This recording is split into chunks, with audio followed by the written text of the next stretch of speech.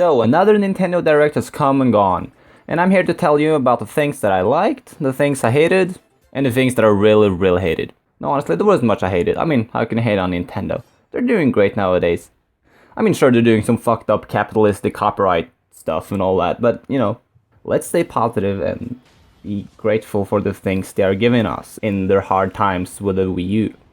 I think this was a very good direct. A lot of stuff was announced, and seeing how it was April 1st, you can choose to believe in the stuff they said or not. But I'm pretty confident that most of this stuff is real. Especially considering I've been playing one of the games they announced already. That game being Donkey Kong 64 on the Virtual Console, which came out right after the end of the event.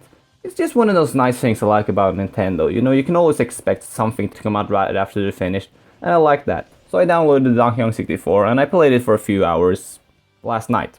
Now let me just start from the top of the list here. So the first thing they announced is that Mewtwo and Lucas are coming back for Super Smash Bros. On the Wii U. If you're disappointed with that, they also let you decide who's going to be the next newcomer or veteran fighter returning. So surely you can vote for Roy to come back, because everybody wants Roy back, right? I mean, you can vote for anything now. You can vote for the Nintendog to come in, or they'll just have a Nintendog skin for Duck Hunt Dog. That can work too. You can vote for Isabelle from Animal Crossing. You can vote for Toad.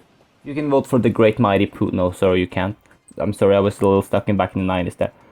God damn it, Conqueror didn't... No, actually, Conqueror didn't come out until after the 90s was over, sorry. Man, I'm stuck in the 90s again. Well, surprisingly, Donkey Kong 64... Oh god, now I'm talking about Donkey Kong 64 again. I gotta skip to Donkey Kong 64 being on the Virtual Console. I think that's a big thing. Okay, fuck the chronological order. I want to start talking about Donkey Kong 64. I think it's absolutely extraordinary that this game has come out on the Wii U. I mean, it is practically the closest we now have to Banjo-Kazooie being on the Wii U. It really was the one thing I felt was lacking on the Wii. The Virtual Console had a great library of games. They had Donkey Kong Country, but for some reason Donkey Kong 64 never seemed to make it there. I wasn't really sure if it had something to do with the copyright, but then again, Nintendo owns Donkey Kong, and Donkey Kong Country, developed by Rare, was on the Virtual Console, so I was not really sure what was going on, but I'm really happy to see Donkey Kong 64 on the Wii U Virtual Console. Like I said, I played it for a few hours now, I love it, and if you never had the chance to play it, I think you should absolutely try it out. I'd like to talk a little more, I want to talk more about Donkey Kong, but let's keep moving on. So in Donkey Kong 64, you get to play as 5 different characters, and I've unlocked 2 characters so far. So the characters are very unique and very distinct from each other. Donkey Kong can pick up yellow bananas. Diddy Kong has the incredible and unique ability to pick up red bananas, which makes him really friggin' unique. Donkey Kong can press buttons with his face on it. Diddy Kong can press buttons with his face on it, and so on and so forth. I can't wait to unlock the other 3 characters, because this game is just... and just play the heck out of it. But I'm getting ahead of myself. Let's go back to the Direct. But really, Donkey Kong 64 is friggin' awesome and you should play it. I am also very hyped for Mario Maker, which I think is finally coming out hopefully sometime this year. Let's just hope it doesn't get delayed. Mario Maker is something that's been a long time coming for Nintendo. Now, there have been several Mario Makers on the internet, such as Lunar Magic that lets you create your own Super Mario World stages and other things. But what I think is really revolutionary and great about Mario Maker is the fact that they have actually bothered to make their own engine for this game. They bothered to make a ton of new assets to make the game interworkable between Super Mario Bros. 1, 3, World, and New Super Mario Bros. You can build a stage in Super Mario Bros. 1 and upgrade it to the later versions. You can build a stage in New Super Mario Bros. And downgrade it to the older versions. And with this, they've had to create a lot of new assets. I've seen Chain Chomp, who I believe originated in Super Mario Bros. 3. They've actually redrawn him and made him playable in Super Mario Bros. 1. So I can just imagine all the things that they have added to this game to make everything add up. Now, I would have liked to have Super Mario Bros. 2 in the game, But I guess that would have been a little hard to implement because the game is very different. But still, I think they could have made it. They could have managed to implement stuff like coin blocks and change the art style to make it fit Super Mario Bros. 2 and have Shy Guys in Super Mario Bros. 1, 3, and New Super Mario Bros. The game is very different from the rest, so it could be a hard thing to do. But if they're making a sequel or updating this game, I would have hoped for Super Mario Bros. 2 to be included. But what I've seen so far looks amazing, and I cannot wait to play this game. So moving on, we get to see a little more of Yoshi's Woolly World. This is a game that I've been not really looking forward to a whole lot in the past. The game has been shown every now and then on E3s. I think it's been quite a while since we first saw this game, and the game has gone through massive changes each time we've seen it, and then it's kind of gone, and then it's kind of come back. Now, at this point, I feel the game has matured where I kind of gotten hooked to this game. It looks like Yoshi's Island, except without Baby Mario, and I can say that's definitely not a bad thing. The art style looks amazing. Now, they could have just called this game Yoshi's Island and called it a day, but they went the extra mile, turned it into something brand new, and hopefully this will be something different from Yoshi's New World, or was it, no, Yoshi's New Island, which came out on the 3DS a while ago and didn't really do that well. Splatoon is also another game that we've heard a lot about from time to time, from direct to direct, from E3 to E3, and it's a game that's very close to being released. This is a game that I'm really looking forward to playing, not necessarily for all the competitive multiplayer, but just because it's a unique new concept. It implements both the best of platforming and shooting into one excellent package. The single player campaign mode looks fantastic and can kind of maybe hold a torch to 3D Mario, since we might not be getting a proper 3D Mario game on the Wii U during its lifetime, but I think this is something that can maybe make up for it. Now, like I said, I'm not a big competitive player, but I can maybe see myself getting into the multiplayer in this game, seeing how that's the main focus of it. They have several RPG games coming, such as Shin Megami Tensei vs. Tekken. Fuck, no, let's try again. They have several RPG games coming, such as Shin Megami Tensei X Fire Emblem, which did actually look a little more like a Persona game or something. It's very strange. I have never heard of Shin Megami Tensei, so I don't know what that is, but it certainly does not look like Fire Emblem, and I don't know what this is. The game does look pretty impressive with the animation style, and I do credit them for putting so much effort into that. But I don't think it's something that I will personally play because I'm not an RPG person, although I have started getting a little more appreciation for anime during the last few years. But overall, RPG is not really my thing, but this does still look pretty impressive.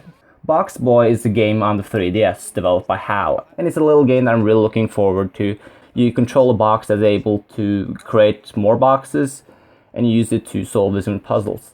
It reminds me of, well, any other kind of puzzle platformer like Mario vs. Donkey Kong is really the only thing I can think of right now. That might be a weird comparison, but really I haven't really seen anything like this before. So that's why I'm really looking forward to playing this. We got further information on Puzzle & Dragons and Puzzle & Dragons Super Mario Edition, which is another kind of RPG game, but in the Mario universe. Now this seems like one of the more dumbed down ones. We've had Super Mario RPG back in the day, we've had the Mario and Luigi games, we've had the big Paper Mario series, and this one seems like more of a mobile applied game. It seems like one of those free-to-play games where you would run out of lives and then have to buy new lives, and it's something that doesn't really excite me that much. Furthermore, they also have Xenoblade Chronicles 3D coming right around the corner, and we got a final trailer for that game, and the game does look quite impressive. It's more of a real-time RPG game, and that might be something that actually could convince me to pick this game up. It does look impressive in scale, it's got a huge world to explore. I think I could get into this, but it feels maybe a little too big for me. I'm not sure if I have the time to play something that's this big, but real-time combat is right up my alley, and I've heard a lot of great things about this, but I'm still a little on the fence about this one. There is another Animal Crossing game coming, which is called Animal Crossing Happy Home Designer. And it's also coming with Amiibo Cards. Now, if there's anything that would make me angry, even the slightest bit, it would probably be this. Animal Crossing Happy Home Designer, I cannot possibly see the appeal in it. The Animal Crossing games have been really stale. They've been the same thing over and over again, and there've just been very little to no change between each iteration of the game. Especially with Animal Crossing City Folks, there was barely anything new in that game. I recently started playing Animal Crossing New Leaf on the 3DS, which I bought like a year and a half ago or something, back when it was new. But I didn't really start playing it until very recently. And while I'm enjoying the game, I just feel a bit of a deja vu. The game just feels very much like Wild World and the first game on the GameCube. The Animal Crossing series is screaming for a big overhaul, and this game is really not doing it. It just seems like an amped version of Animal Crossing New Leaf. They basically took the home designing aspect of the game and turned it into the only aspect of the game.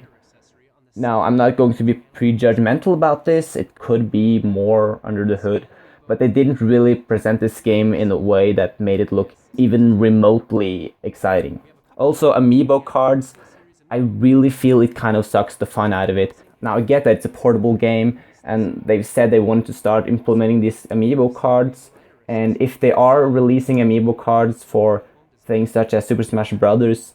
And Splatoon, yes, Splatoon is also getting Amiibos, I forgot to mention that, but that's freaking cool. But if they are implementing Amiibo Cards, it kind of sucks the fun out of it, because then if they're going to sell these at a lower price, then what's the point of buying the figures? Well, you buy the figures because they're cool, but then that dilemma makes the whole purchasing process a lot less fun. And you don't want the process of buying these things to be less fun. You want to have one option, one figure, that's the figure you want to buy. Finally, they're adding a lot of new things for Mario Kart 8. Without even paying at all, you can play the game in 200cc, which is freaking cool. It opens up for a lot more shortcuts that you couldn't do before, and it kind of makes me wonder if these levels were designed from the get-go to be played in 200cc, but was removed maybe. But it's cool that they're putting it in, and I cannot wait to play this game in 200cc to make the game feel more like F-Zero, and it kind of just raises the questions at this point. Why are they not making an F-Zero game? They are making Mario Kart 8 become more and more like F-Zero. They've added anti-gravity, they've added an F-Zero stage, they've added a Captain Falcon costume. You can even race in the Blue Falcon. So it just kind of raises the question, where the heck is F-Zero? And the Animal Crossing DLC allows you to play on a stage that changes its seasons for each time you play it, and that looks freaking cool. Too bad we didn't get to see the other 3 stages in that cup. Or heck, I believe the other 7 stages, because I believe that's how large I believe that's how many stages will be in the DLC. But oh well, I think it's still cool what we saw, and I cannot wait for this update and this DLC. So that was it. That was the Nintendo Direct on April 1st, 2015. Good thing they didn't really trick us too much. It's all legit, at least for now, it seems. And I'm going to go back and play some more Donkey Kong 64. Woo! Really, the only other thing they should have done was to address the delay of Zelda for the Wii U. And maybe explain why they're not showing on the E3, and why they're just putting it up on the shelves. They're hiding it from us. They're not wanting to tell us what's going on there. I'm worried and excited at the same time about Zelda for the Wii U. I don't know what's going to happen to that. I should have made another video about that, but oh. No, fine, delay the game. Fuck it, man, I'm just going to quote Miyamoto. A good game, a rushed game is forever bad. A delayed game will eventually be good. Yeah, yada, yada, yada. Sure, god damn it. I'm going to wait another year for The Legend of Zelda. Fuck, man. That sucks. It really sucks. But I'm glad they did this direct to kind of lighten our hearts a little bit, you know. If they announced the delay after, then sure, then that would have been kind of lame. Actually, if they announced the delay during April 1st, probably no one would have believed it. And I'm not sure why you wouldn't believe that, and why you would believe anything else they said in this direct. It could all be a joke. But like I said, I'm playing Donkey Kong 64 right now. Right now as I speak, I'm holding the controller. No, actually I'm not. I'm holding the microphone. I'm holding my phone that I'm using as a microphone. But I'm going to shut up now and play some more Donkey Kong 64. I highly recommend you play that game. It's freaking amazing. Just not as good as Banjo-Kazooie. And don't expect it to be anything like a Donkey Kong Country. It's actually very different. It's a completely different genre. It is a sequel in a way. It is a sequel story-wise, but gameplay-wise, it is a completely different experience. And I highly recommend you play that. Anyway, see you later, and take care. And yes, if a particular game supported the Rumble Pack on Nintendo 64, the Wii U gamepad will be ready to rumble accordingly. And yes, if a particular game supported the Rumble Pack on Nintendo 64, the Wii U gamepad will be ready to rumble accordingly. And yes, if a particular game supported the Rumble Pack on Nintendo 64, the Wii U gamepad will be ready to rumble accordingly. And yes, if a particular game supported the Rumble Pack on Nintendo 64, the Wii U gamepad will be ready to rumble accordingly.